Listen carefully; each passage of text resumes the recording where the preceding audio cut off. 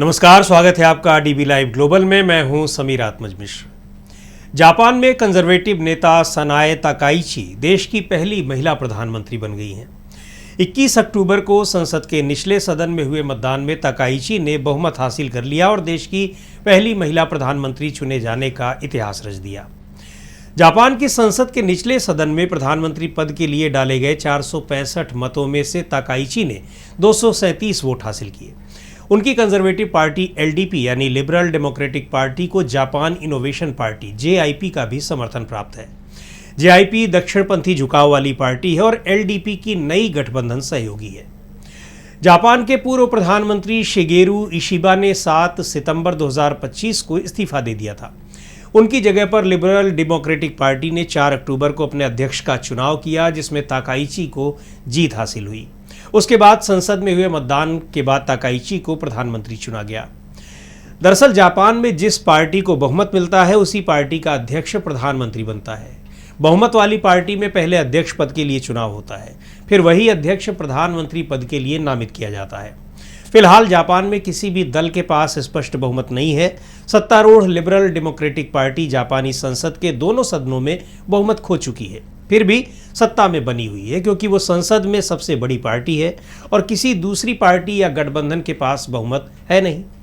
हालांकि चुनाव में बहुमत न मिलने के कारण ही जापान के प्रधानमंत्री शिगेरू इशिबा को इस्तीफा देना पड़ा था। लिबरल डेमोक्रेटिक पार्टी के अध्यक्ष के चुनाव में पार्टी के सभी विधायकों और सांसदों के अलावा पार्टी के सदस्य भी मतदान करते हैं। अध्यक्ष पद जीतने के लिए किसी भी उम्मीदवार को स्पष्ट बहुमत यानी 51% वोटों की जरूरत होती है। अगर किसी उम्मीदवार को पहली बार में स्पष्ट बहुमत न मिले तो सबसे ज्यादा वोट पाने वाले 2 उम्मीदवारों के बीच दूसरे दौर का मुकाबला होता है।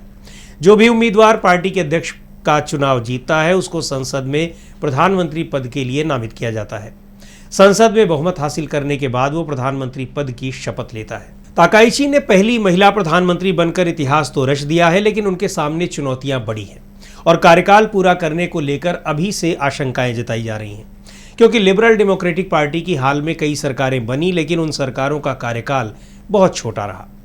हालांकि प्रधानमंत्री पद पर चुने जाने के तुरंत बाद उन्होंने अपने मंत्रिमंडल का गठन शुरू कर दिया। ताकाइची ने उम्मीद जताई है कि ये मंत्रिमंडल उन्हें सामाजिक, आर्थिक और राष्ट्रीय सुरक्षा संबंधी उन बदलावों को लागू करने में मदद करेगा जो उनकी सरकार के लिए जरूरी है।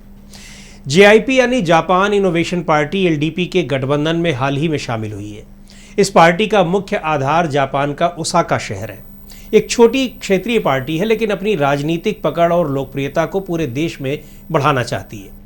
गठबंधन सहयोगी होने के बावजूद एलडीपी के साथ उसके कुछ गंभीर राजनीतिक मतभेद हैं। गठबंधन में शामिल होने का उसका मकसद ही यही है कि इससे उसे राजनीतिक मान्यता मिलेगी और देश भर में चुनाव लड़ने के साथ साथ अपनी पहुंच बढ़ाने में भी कामयाब रहेगी। लेकिन एलडीपी के लिए मुश्किल ये है कि छोटे मोटे मनमुटाव के चलते भी पार्टी सरकार से हट सकती है, जिससे सरकार के सामने संकट आ सकता है।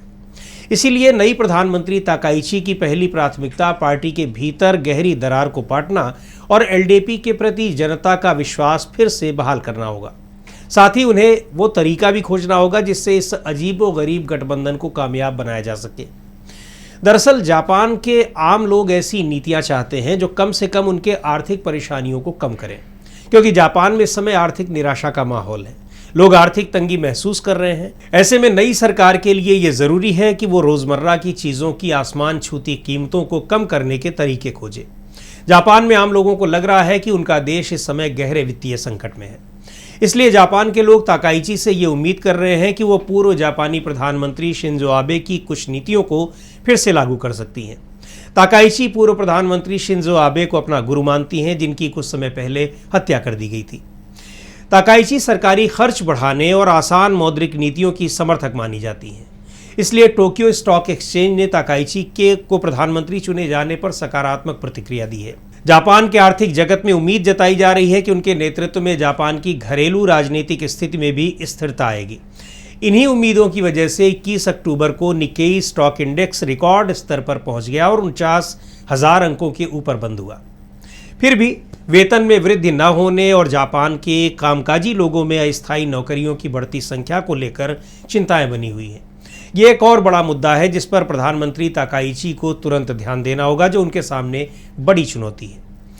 जापानी अर्थव्यवस्था की हालत, जापानी मुद्रा येन की बढ़ती कमजोरी और बढ़ती कीमतों को लेकर जापान में काफ़ी नाराज़गी है।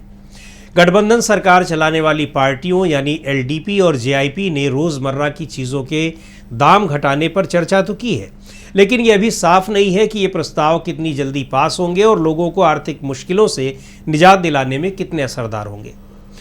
अमेरिका के साथ रिश्तों को लेकर भी जापान में बहस चल रही है। अमेरिका के राष्ट्रपति डोनाल्ड ट्रंप आने वाले दिनों में जापान जा रहे हैं। दक्षिण कोरिया जाने से पहले 27 अक्टूबर को ट्रंप टोक्यो पहुंचेंगे।